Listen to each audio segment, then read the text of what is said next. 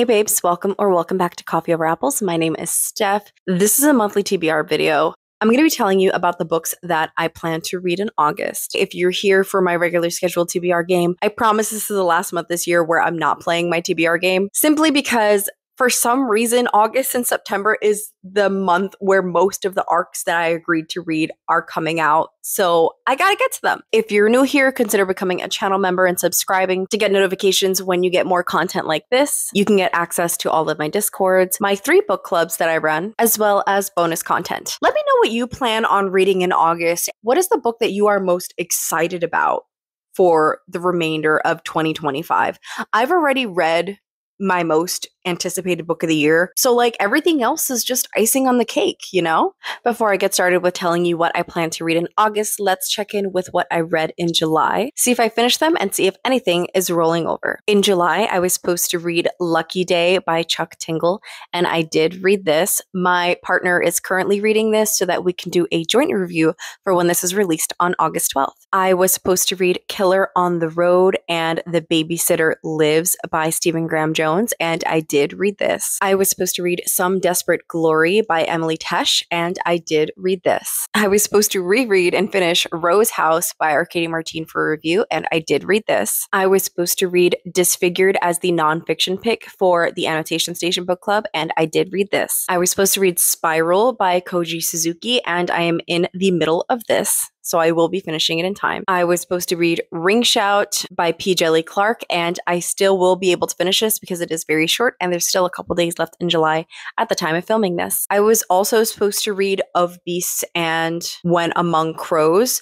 Those two, I think, are going to ultimately end up rolling over to August. So add that to the list of books that I'm about to give you, and you're going to see it's a lot of stuff. All right, let's start with my book clubs first. So the Annotation Station is a book club in which we read diversely to stay informed, and we read a fiction and nonfiction every month. So for the month of August, the nonfiction pick is Black AF History, the Unwhitewashed Story of America by Michael Harriot. This, from what I understand, is a retelling, but not in the fictional sense, in the nonfiction sense, of typical things that we learn in American history, usually in schools and as prioritized in the American education system, but recentering Black bodies in those stories and moments of history to understand American history from the Black lens. And so when we do that, it changes the narrative of how some of the famous, particularly white men of American history are perceived, because just because they may have done some things that had benefited, I'm going to quote unquote, benefited the country, doesn't mean that there weren't other things that they were involved in. And so we need to be able to talk about history as a whole, both in a positive and a negative, not just what benefits a white lens. I've been highly anticipating this, so I am very excited to get to it, and I will be heavily annotating this. Then for our fiction pick, we are reading The Emperor of Gladness by Ocean Vuong. This is going to be my first Ocean Vuong, comes highly recommended by my bestie Natalie, who is also my co-host. I'm going to be reading off of my laptop here what the summary of this book is about because I don't yet have my copy. One late summer evening in the post-industrial town of East Gladness, Connecticut, 19-year-old Hai stands on the edge of a bridge in pelting rain, ready to jump, when he hears someone shout across the river. The voice belongs to Grazina, an elderly widow succumbing to dementia who convinces him to take another path. Bereft and out of options, he quickly becomes her caretaker. Over the course of the year, the unlikely pair develops a life-altering bond, one built on empathy, spiritual reckoning, and heartbreak, with the power to alter Hai's relationship to himself, his family, and a community at the brink. Listen, Ocean Vuong, from what I know, is an author that brings people to tears. So I'm just going to be expecting to do a lot of crying in August. Then I have a murder mystery, which is not my typical go-to, but this one's got lesbians in it. So like, and I like historical fiction, so why not? This is A Murder's Business by Kathy Pugo. Goes on sale September 16th, but I don't want to wait until September to get to the books that come out in September. So I'm trying to like get a head start on that. Margot Baxter Harriman took the reins of the B&H Foods after her father passed. It's not easy being a businesswoman in 1912, but she's determined to continue what her grandparents started decades ago, whatever it takes. So when Margot finds Mrs. Gilroy, her father's former assistant, dead in the office with a half-finished note confessing to nebulous misdeeds at B&H, she seeks out help from a very discreet private investigator, Loretta Mancini. Her company and her good name are at stake if scandal breaks, and she could lose everything, including her freedom. But the more the two dig in, the more it becomes clear that Margot's company may be too far lost, and someone is willing to kill them both to keep them quiet. I haven't read a good thriller mystery in a long time, and you know what? I'm in a mystery mood, so let's go. Then for the Interstellar Book Club, which is a sci-fi book club that I run, we are reading This Thing Between Us, which is supposed to be a horror speculative fiction. Once again, reading from my laptop. It was Vera's idea to buy the Itza, the world's most advanced smart speaker.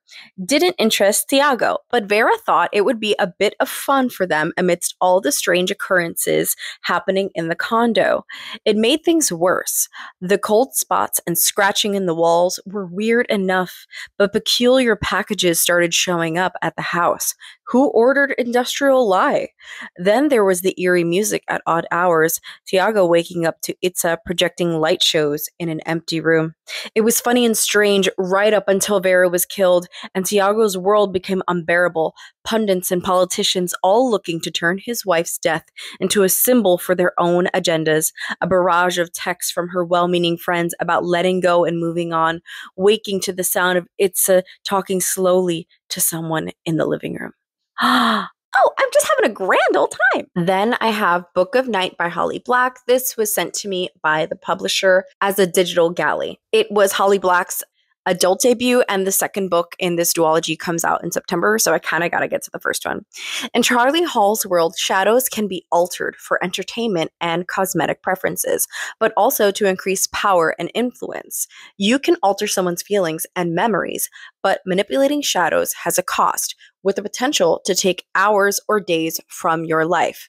Your shadow holds all the parts of you that you want to keep hidden, a second self standing just to your left, walking behind you into lit rooms, and sometimes it has a life of its own. Once again, my seasonal book club, the Quarterly Crit Club, which I run with my friends Sarah and Scylla, also linked below, is meeting in August for our summer buddy read. In this book club, each of the co-hosts takes a turn choosing a book.